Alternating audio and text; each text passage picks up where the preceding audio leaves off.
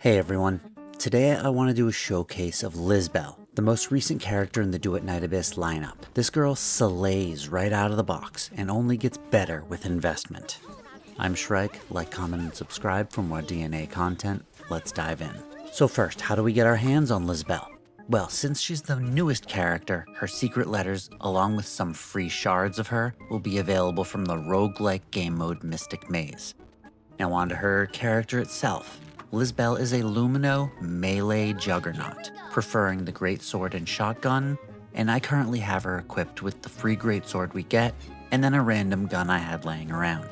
But that doesn't really matter, because she rarely uses them if you play her optimally. With that being said, play her however you want, but she happens to be one of the characters in the game that comes with a consonance weapon.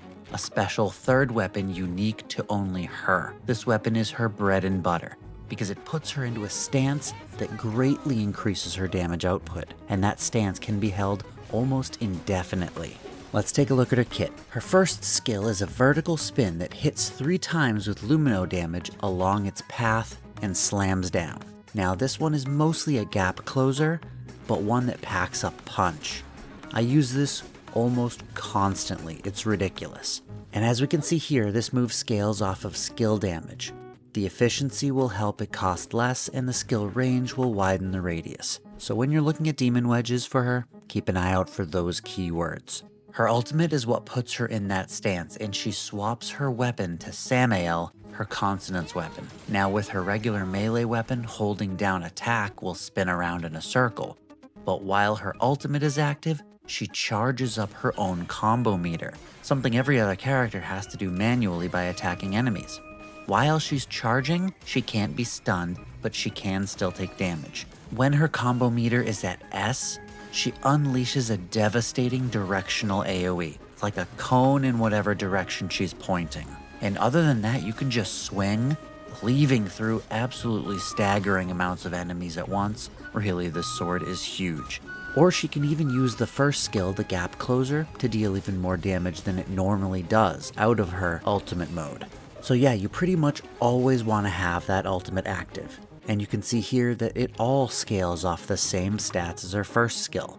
You can charge the skill through 4 stages, each one giving the weapon higher and higher range, damage, and trigger probability. And trigger probability just means that more chances to trigger her element's bonus effect. Each element has its own bonus effect, and Lumino's is like a damage over time effect that can also refresh the duration of any other bonus effects on the enemy. If you're curious, just click attribute info right here on whatever character you want to know about, and it'll tell you the background stuff that isn't in their kit because it's not unique to them, it's just unique to their element. Also, you may notice some of these here are highlighted yellow, and they may seem familiar because those are all the effects she scales off of. Those are the stats Lisbell wants most, and they make it super easy to build characters by just highlighting their most important stats. Her final skill, her passive, actually says that every time her combo meter ticks up, she unleashes a Lumino AoE blast. And that goes for her self-charging method as well. Her partner passive gives increased Lumino attack to everyone on the team by 40%. Not bad, but you're more than likely maining her if you're using her, so that won't really matter much. Her best Introns, or dupes, are 1 and 6, which give massive damage boosts. The others pretty much just help her combo meter climb faster. I've been using the Luminelf Geniemon with her, obviously since it's crazy powerful, big Lumino AoE as well as Lumino damage boost. But really any damage boosting or skill damage boosting Geniemon will work great here. Combo partners, the passives we're looking for are damage boosts, preferably skill damage, but any will do. I've been using Lady Knifel, even though she's another DPS, and you kind of want one of those and 2 supports, but her passive gives 50% Lumino damage increase to the whole team, and that's also the reason I'm running MC along with them. Full Lumino team to take advantage of those Lumino-specific buffs, like from Lady Knifel or from the Geniemon. MC is actually a pretty good support character. He provides shields as well as a 35% team-wide weapon damage buff. I had wanted Hellfire on this team, but the Lumino synergy was just too good to ignore. Another great option if you don't want to go full Lumino is Tabitha. She's the only character that gives skill damage buff. Most give weapon damage buffs, which makes me concerned that MC's buff isn't the most efficient for her, and that Tabitha's would be better. But to be perfectly honest, I'm already melting everybody's face off, so I really haven't needed to min-max yet. Demon Wedges is a complicated subject since it's very much a build the way you want type game.